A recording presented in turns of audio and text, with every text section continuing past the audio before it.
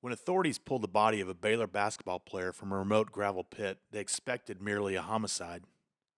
What was uncovered instead was a conspiracy.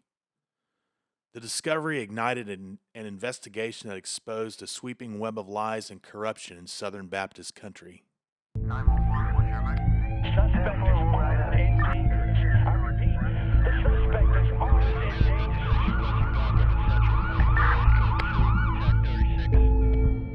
This is the Signal 51 Chronicles, Episode 6.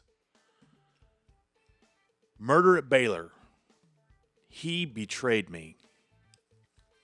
I'm John Henry. I'm joined here by my compadre, Jake White, retired sergeant of the 4th Police Department, and welcome back to the Signal 51 Chronicles.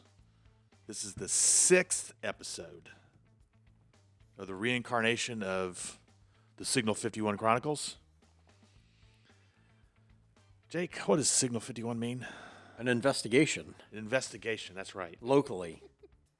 It's police code. Yeah. Radio code. Yeah, somebody calls over the radio and says, "Hey, we got a Signal 51?" Or You dispatch to one. It's all-encompassing. so what would they say?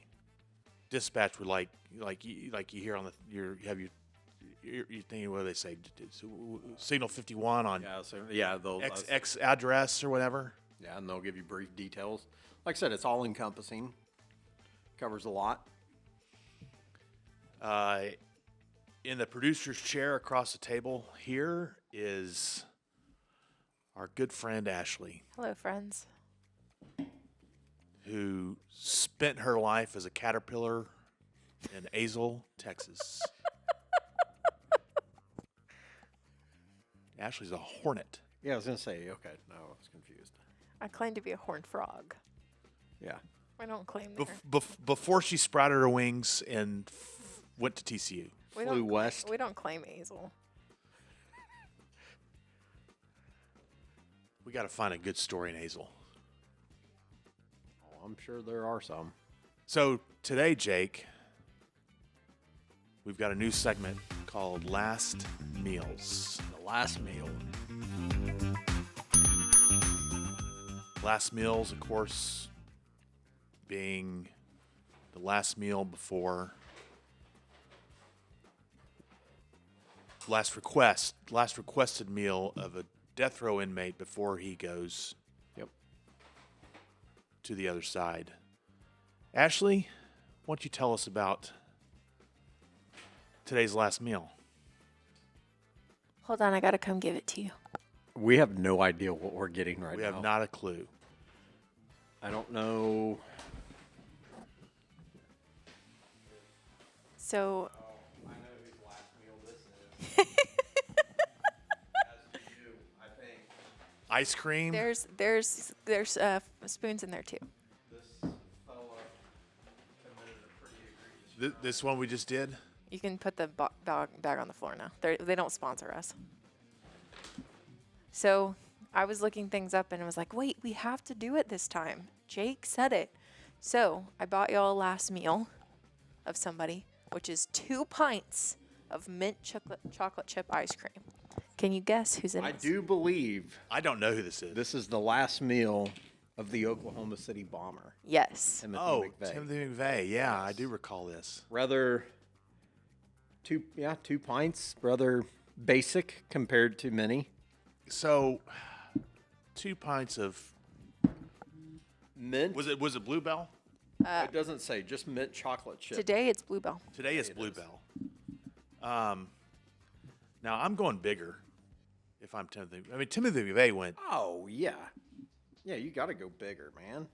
I mean, Let's see what our boy was into. are we gonna rate them? For a last meal, though, I'm disappointed. I'm too. I mean, He blew yeah, up a lot I'll of people. include it in my last meal. Yeah, it's on the list. But He did a really bad crime to just eat ice cream. right. I mean, I guess Maybe he was deprived as a child. he crazy too. He's born and raised in Buffalo. Timothy McVeigh was. I read a good book on him. I like this one.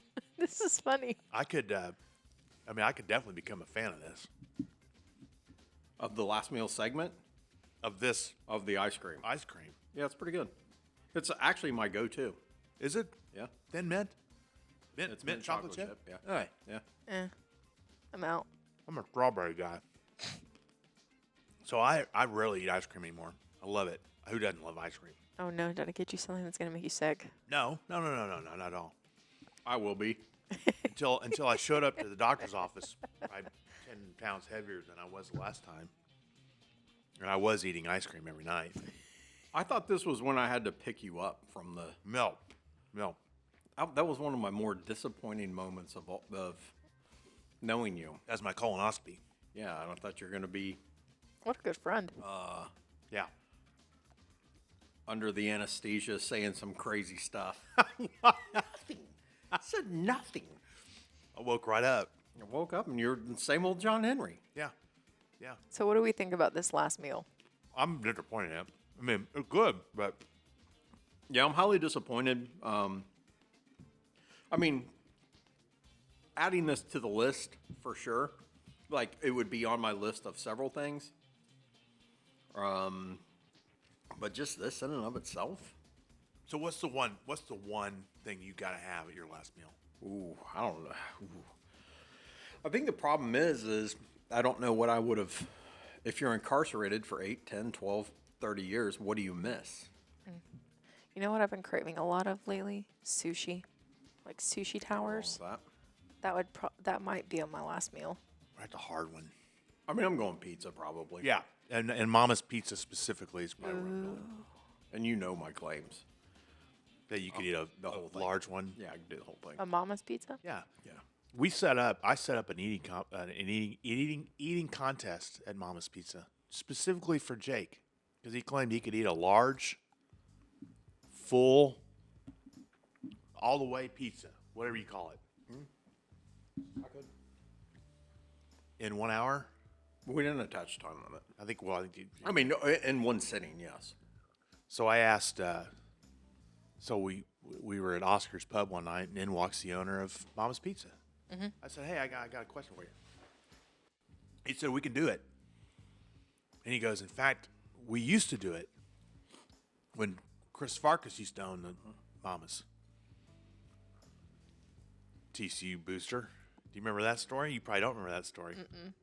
Who was he giving checks to? Bunch of football players. Yeah, sounds about right. Checks or pizzas? Both. They were in the pizzas. Oh no, I do know that story. They were in the pizzas.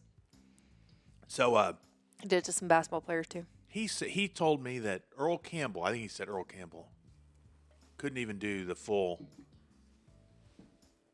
Those are large pizza big pizzas. with everything on Yeah, it. they're massive. I could do it. I just don't want to pay the consequences.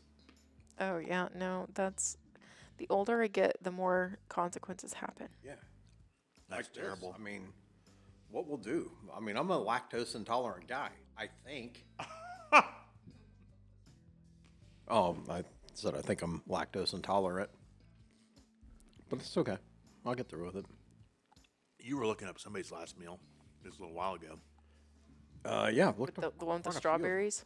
I'm going more than Thin Mint or Mint chocolate chip. chip. You're going... I think I might include it in my dessert Maybe. offering. Yeah, I'd put it... I mean, like I said, that's very disappointing if that's all you're having. For what he did, I feel like this is very anticlimactic. Oh, very much. But ta-da, last meal segment. Here it is. Here it is. I'm more geared up for the just massive, like, as we've looked at some of these. There was a huge Taco Bell order that I almost ordered, and I remembered John Henry has to go to dinner. Very thoughtful. I have dinner plans tonight. Oh God, I can see the bottom of this. I gotta put this up. He enjoyed it. No, finish it. He No. enjoyed It's his last almost done. meal. No, It's almost done. no. I forgot to bring myself a spoon. I would just eat the rest of it. Good man. God, that was good. Okay, let's get Great idea, Timothy McVeigh, but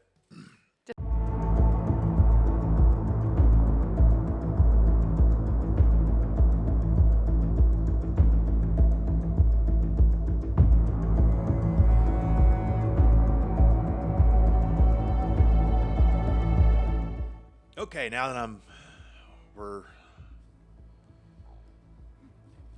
now our appetite has been satiated by mint chocolate chip ice cream.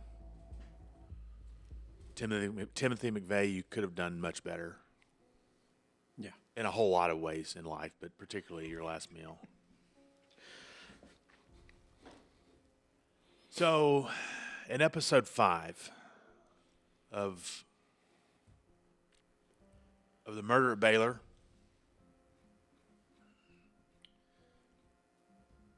Patrick Dennehy's body had been found. Carlton Dotson had been arrested after telling an informant in Delaware that he was the one who pulled the trigger, ending the life of Patrick Dennehy, his basketball teammate at Baylor. We were introduced to a gentleman named Abar Rouse, who was the assistant who blew the whistle on Coach Dave Bliss's scheme of concocting a story to demonstrate how Patrick Dennehy could have paid for his tuition at Baylor. Patrick Dennehy was not yet on scholarship at Baylor. He was what was considered a walk-on. Dave Bliss and other members of the Baylor community were the ones footing that bill at Baylor, which is against the rules of handing out inducements to play at a university. And Dave Bliss concocted a story that Patrick Dennehy was a drug dealer. That's how he was able to afford his tuition at Baylor. A friend to humanity, really, he really is. His name is Abar Rouse, was an assistant, just gotten the job at Baylor a month prior to tape recording Dave Bliss, laying out these plans to assistant coaches and players about how Patrick Dennehy was earning a living. And, of course, it was completely false. At the end of episode 5, we learned that the NCAA handed down harsh penalties to Baylor's basketball program. Dave Bliss, of course, resigned his position. His career as a Division I coach was over. He somehow got a job at Allen Academy in Bryan, and then an NAIA school in Oklahoma, and then finally a high school in Las Vegas in 2017, and he left there in 2018, and he has not worked since. So Carlton Dotson told authorities that initially that the killing was in self-defense. He said he'd been hearing voices. Other associates of Dotson said that he believed he was Jesus Christ, and he was initially declared incompetent to stand trial after the testimony of a psychologist who had examined him. But this case got really interesting, certainly from a media standpoint, when Dotson gave a Jailhouse interview in late July 2003 to an intern of the Dallas Morning News named Shani George. And the interview lasted about 10 minutes and offered one of the first public statements from Dotson after his arrest. In the interview, Dotson appeared anxious throughout the conversation, repeatedly glancing over his shoulder and asking whether anyone was standing behind him. So speaking through a plexiglass barrier, he identified himself and acknowledged that the newspaper reporter was indeed a newspaper reporter. There was some controversy about that later. Dotson, when asked about his relationship with Dennehy, said he believed Dennehy had, quote-unquote, betrayed him, but he didn't provide any details. When asked to describe what happened between the two men, Dotson suggested he acted in self-defense. He said, in fact, quote, according to the newspaper reporter, if someone points a gun at you and shoots, as in pulls the trigger, and it doesn't go off, what would you do? He added that Dennehy began, quote, putting more bullets in the gun, repeating the question, what would you do? During the interview, Dotson also claimed to hear voices. He described them saying, we are many, we are strong, we support you, we're behind you, we're at war, a spiritual war. His comments aligned with reports from law enforcement and later courtroom statements questioning his mental stability. Dotson's attorney raised a red flag on this interview, and Dotson's attorney said that the reporter didn't properly identify herself as a reporter. The attorney said at one point that the reporter identified herself as part of a religious group. George, of course, disputed the claim. The reporter disputed the claim and stated that she clearly identified herself as working for the Dallas Morning News. George said she conducted the interview without notes, saying she believed writing instruments or recording devices were prohibited. She said she relayed the conversation immediately to editors following her exit from the jail. That is relevant because, did she have an accurate recording of what he said? But Dotson's statements during the interview were consistent with the erratic behavior described by investigators and contributed to questions at the time regarding his competency to stand trial. So let's look at these claims, Jake. The claim of self-defense. He clearly framed Patrick Dennehy as the aggressor, saying if someone points the gun at you and pulls a trigger, what would you do? Are you asking me that literally? No. Oh. So he says that Dennehy attempted to shoot him.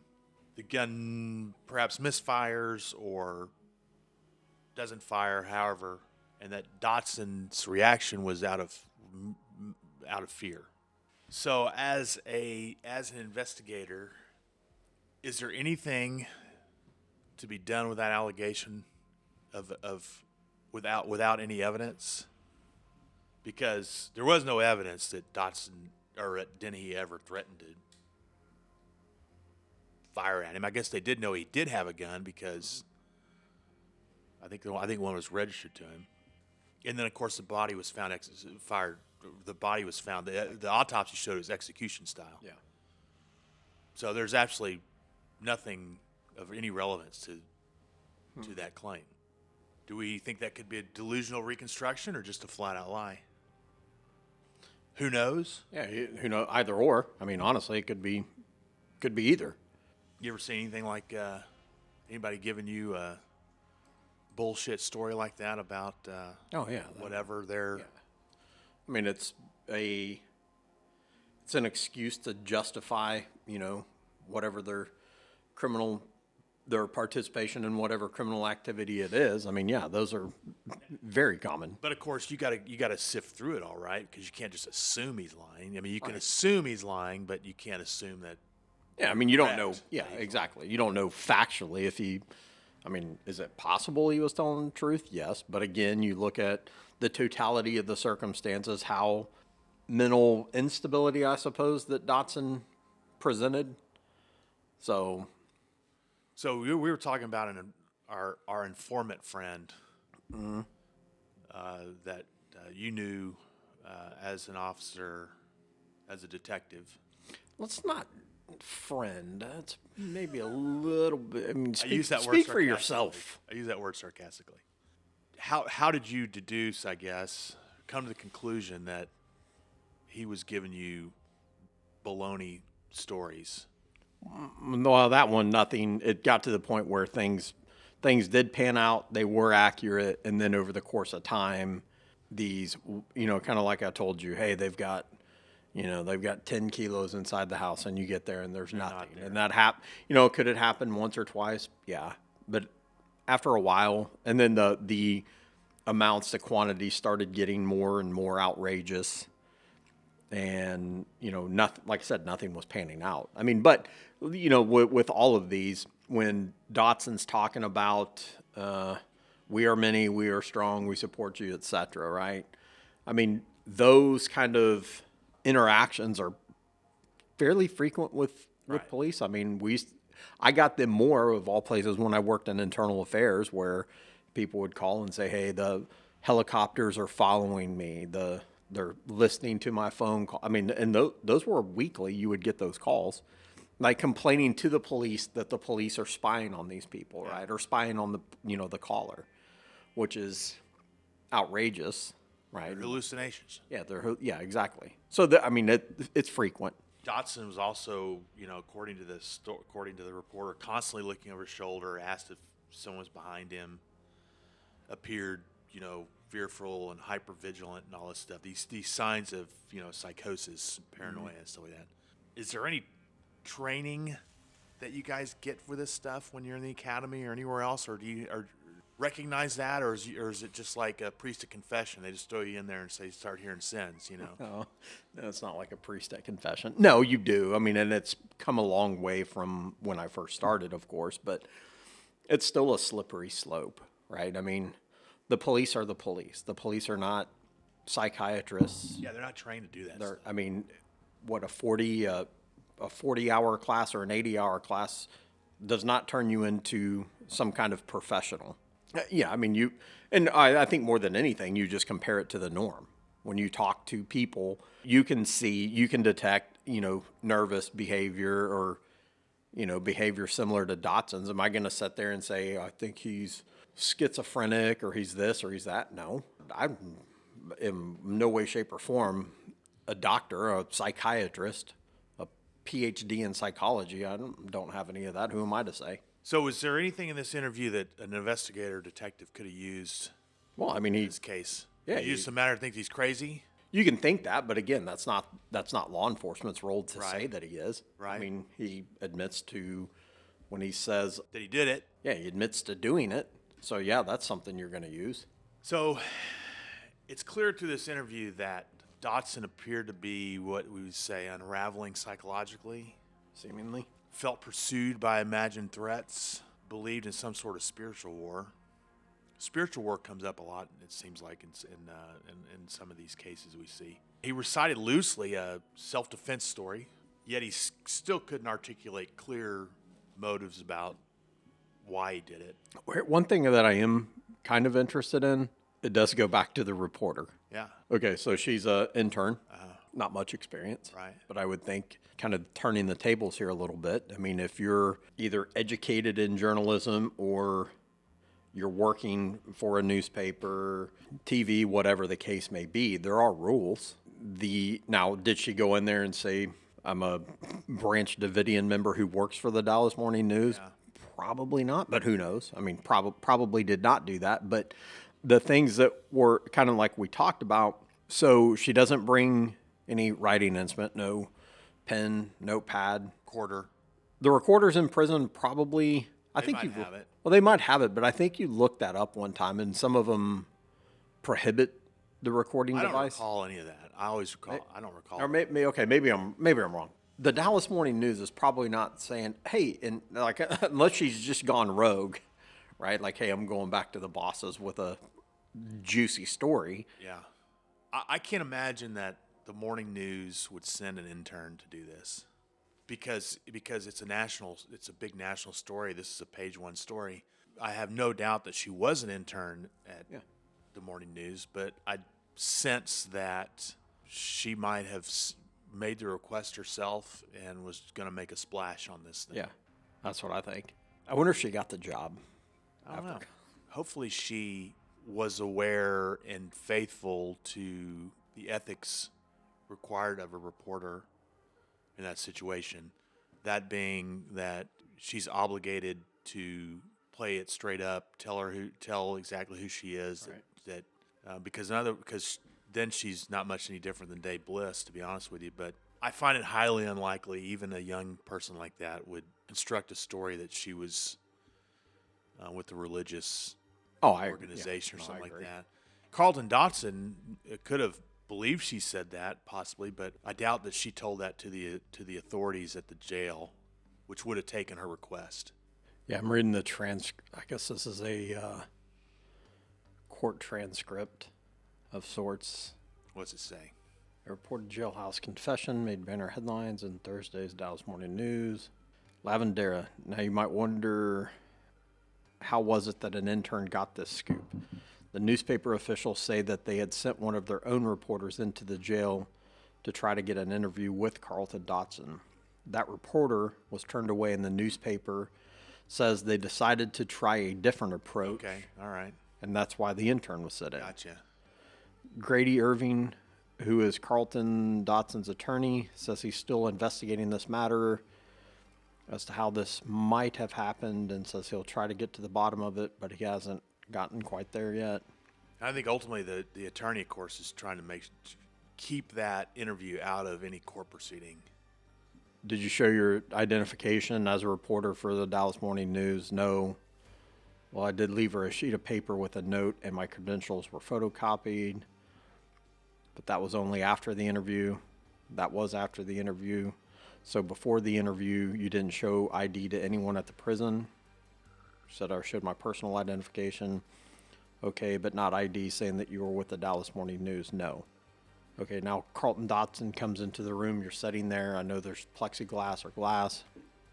And you were talking on phones, right? What was the first thing that you said to him? Well, I first identified myself to him because he had been corresponding with a staff writer that works with the, quote, Dallas Morning News. And he actually said that he was going to call him the next day, but the conversation continued after that. How did you identify yourself? She was asked. She said, quote, I'm Shani George with the Dallas Morning News.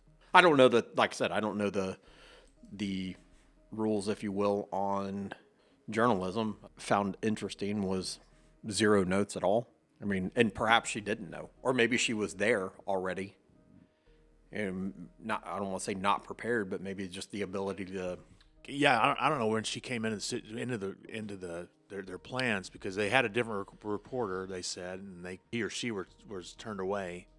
Yeah. And then they tried this angle to get the intern in there to do it. Yeah. So I don't know, maybe she was just there, and when you would think that It's because she was a hot girl. could have been. It's possible. 100%. Yeah. Very possible. She's a hot girl. Yeah. Who the hell knows? Might have been. Well, regardless, that 20-year-old Dallas Morning News intern got the confession. And I think ultimately that defense attorney wanted to keep him out Yeah. of the court record. All right, go on with yours now. All right. So Dotson indeed was later found incompetent to stand trial, then found competent months later, suggesting fluctuating mental stability. His comments in the interview support that the theory that he was experiencing a break from reality during the killing or afterward. The case would never make it to trial, though. Dotson agreed to plead guilty in June of 2005. He was sentenced to 35 years and sent to the Connolly State Prison Unit in Kennedy, Texas, which is about 60 miles southeast of San Antonio. A year ago, in November, Dotson, then 43, was released on parole to McLennan County after about 19 years of the 35-year prison term. The news surprised many connected to the original case, including Rouse. In addition to completing treatment and standard parole conditions, Dotson, now 43, is also subject to Texas, quote, super intensive supervision program. The program is designed to, quote, minimize the threat to the community from dangerous offenders released on parole or mandatory supervision. That is according to a spokesperson for the Texas Board of Pardons and Parole. Dennehy's stepfather told ESPN that he and Dennehy's sister had opposed parole over the years, but that a year before Dotson's release, quote, we softened our stance as we think Patrick may have. They told the Texas Department of Criminal Justice that they believed Dotson should do all of the sentence time, but that they would let the parole board make its own decision. Dotson has declined all media interview requests. Dennehy's stepfather, Brian Brabison, said Dotson is living in Houston, although he has bounced all around Texas, including a stint in Waco since getting out. The stepfather said he would like to speak to Dotson. Quote, I haven't reached out to him, but when we were looking for Patrick in 2003, I spoke to Dotson on the phone and I asked what happened. He told me if we could meet in person, he would tell me. I'm still waiting for that explanation, end quote. For Rouse, news of the parole brought it all back. He told ESPN that he thought obviously of Patrick and Patrick's family. I thought about Pat's mom, his sister, his stepdad, and how hurt they're going to be. Rouse also said, quote, I also believe in rehabilitation, though. You can't work in prison if you don't believe in rehabilitation. Is Dotson rehabilitated? Is he ready to function? Did he get what he needed inside to be able to function? So our friend Abar, he is our friend, works in corrections.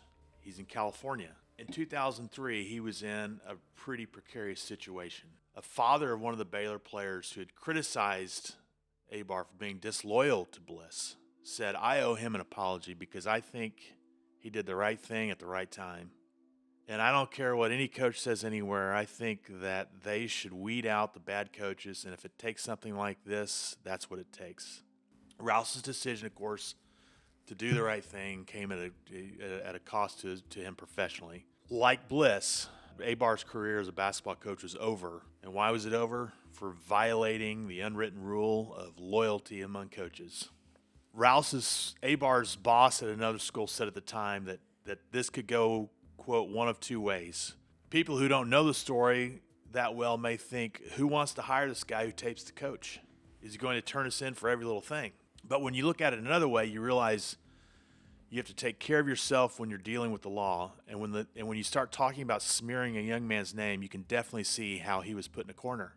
By taping Bliss and making the information available to Baylor and the NCAA, Rouse violated, quote unquote, the code, the tenet of the coaching profession that says coaches do not turn in other coaches. Said one attorney of a firm that specializes in helping schools deal with the NCAA. He spoke to the Star-Telegram in those days. Quote, it's an old story. If Coach A tells on Coach B, Coach A will be ostracized in the coaching community, period. Ironically, the most telling example of the code occurred at Baylor in the 1995 case. Those three assistant coaches refused to implicate Daryl Johnson until they were questioned by Baylor attorneys after the trial.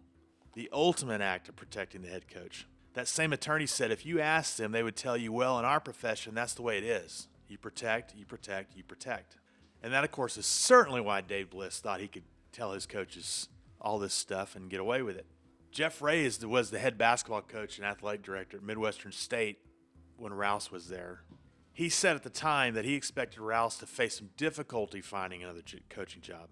He said, if you're asking me, will this hurt him in our profession as far as maybe getting a future job, it probably will, Ray said.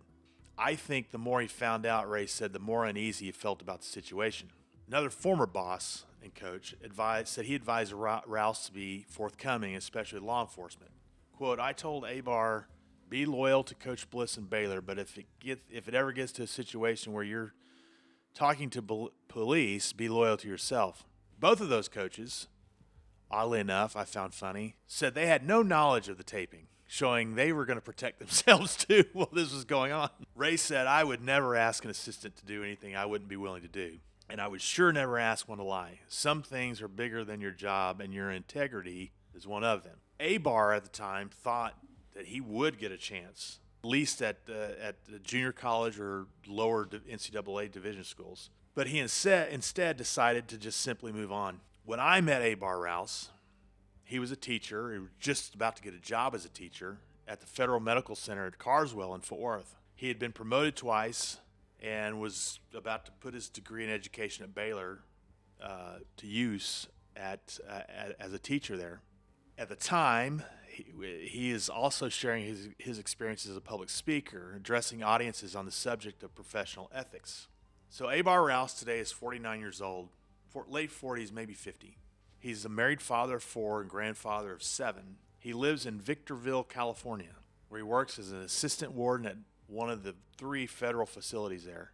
He serves with people of integrity, he said, and working for an agency of integrity.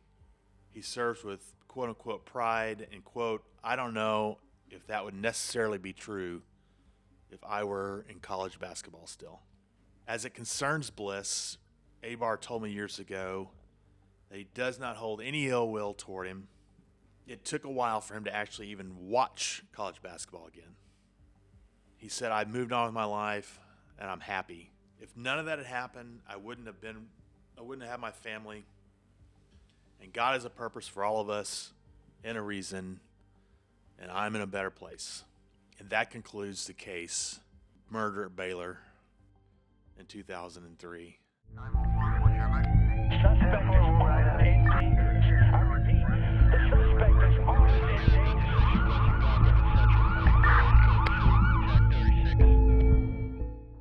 This is a Stolen Water Media production.